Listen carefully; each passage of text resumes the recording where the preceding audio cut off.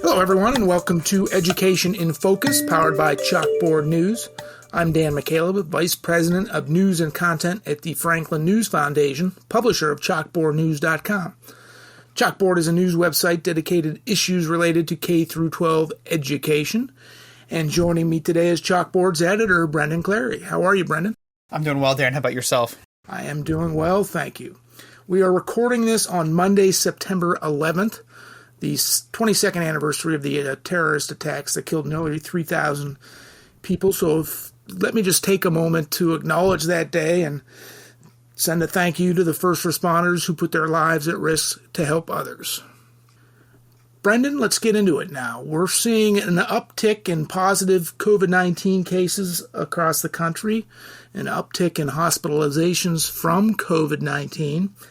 But one of the things I hope we learned from the height of the pandemic back in 2020 and 2021 is that keeping students out of schools to prevent something like COVID-19 is not good for the students' long-term futures. You wrote recently about the U.S. Department of Education and the Department of Education Secretary, Miguel Cardona, saying schools should not be closed, even if there is an uptick in cases. What's going on? Yeah. So everything that you mentioned is sort of the backdrop. That cases are on the rise, and we've seen some school districts, a handful of them, in Kentucky and Texas, I believe, that have announced school closures, and they've been citing cases of COVID-19 and other illnesses too. So it's, maybe part of this like cocktail of like disease that sort of goes around in the fall. But so, we have seen school districts saying we're closing school. And some of that's because, a lot of the students are sick. We don't have the staff. And so there's a number of those different factors there. And so I reached out to the Department of Education. I would just want to hear what is the official guidance on this? What is the plan? And the Education Secretary, Miguel Cardona, he said, keep schools open. It is unequivocal. He said that during his bus tour of the nation, going to different schools across the country. He said it's important to communicate regularly with parents and make sure that you're communicating, that it's important to have students come in, but also let parents know what you're doing to keep kids safe. And so that was his message, maintain the protocols that were in place at the height of the pandemic. And, he basically said this is a different time now. We know more. We have testing, we have vaccines. This is not March 2020 of like, we don't know what's going on. We don't know how this affects students, to be remote. And so he said, and this is a quote, we need to double down on education and we can't afford to close our schools. And you've written exhaustively, Brendan, at chalkboardnews.com as to the reason why schools need to stay open.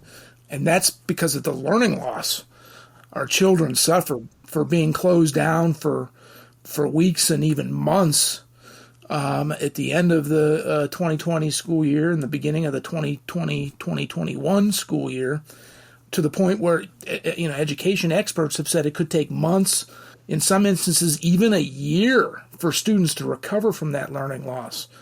Explain that to me. Yeah, it's been a sort of throughout the last few months. I've reported on this quite a bit of different test scores come in, and it you could hope that they would show that there's been some recovery since the pandemic, and those have not yet shown that. And so I think the Education Secretary Miguel Cardona, he's tried to indicate that there are some bright spots, but there's been some pretty dismal reports about national test scores that have come out, which I've reported on, that said there's no light at the end of the tunnel. Basically, there's no silver lining to this. This is all bad news. And again, like what you mentioned, a private assessment company basically looking at the data and saying students are going to need a year, an entire academic year in some cases, to catch up to the achievement that was there before the pandemic. So it's been all bad in terms of what we've seen in terms of the achievement losses, and that has not been across the board. That has not caught up to before the pandemic, which is incredibly disheartening, right? And so I think that's part of the factor here is like we've seen what kind of effect this will have. And I'm sure that it's different in different areas. It's some school districts, they might be more on track. Some states have seen better outcomes, but across the board, shutting down schools, remote learning is not what's in students' best interest. And this has, sort of become a political thing as well. We've seen, a number of lawmakers drilling union officials about, opening schools and sort of the role that they had in that. And that's something that's been going on and politicized as well, of trying to point fault maybe at who was keeping schools closed and those different kinds of things. And that's been a, big political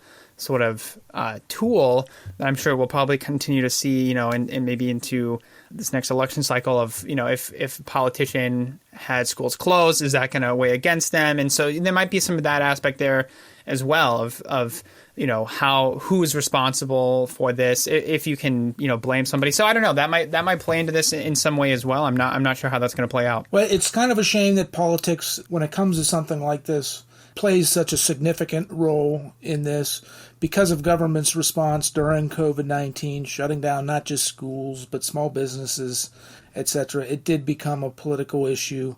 But we now have data, and the data speaks for itself. And I'll just be repetitive here. There was this huge time gap where students were not learning when schools were shut down to in-person learning. So that has to be, I even hate to say a last resort, because even then it's not a good last resort. Students need to be in school. You need to consider both the mental health, the physical health, the emotional health, the social health of students when you're making this decision. COVID's probably going to be with us for a while, right? Maybe even forever. I mean, it could become the flu. In fact, the CDC just approved an updated vaccine booster shot. So COVID's not going away anytime soon. So schools and the general public just needs to learn to live with it.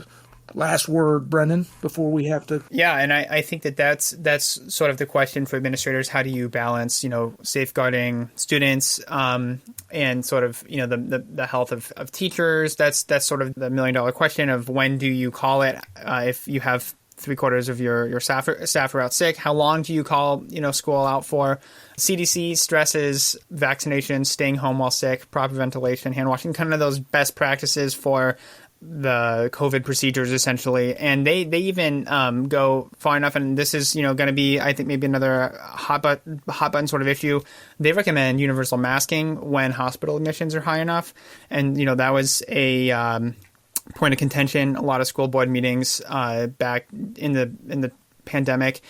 So we'll have to see, our administrator is going to say it's time to mask up because, admissions are really high, or is it, we're in a completely different spot. And so I think that we'll continue to have sort of those struggles and those conversations about, what does science say? What is best for students? And, that's going to be an ongoing thing. As you said, COVID's not going anywhere, it looks like.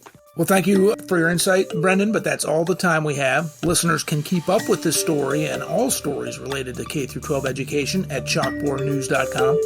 For Brendan Clary, I'm Dan McCaleb. Please subscribe, and thank you for listening.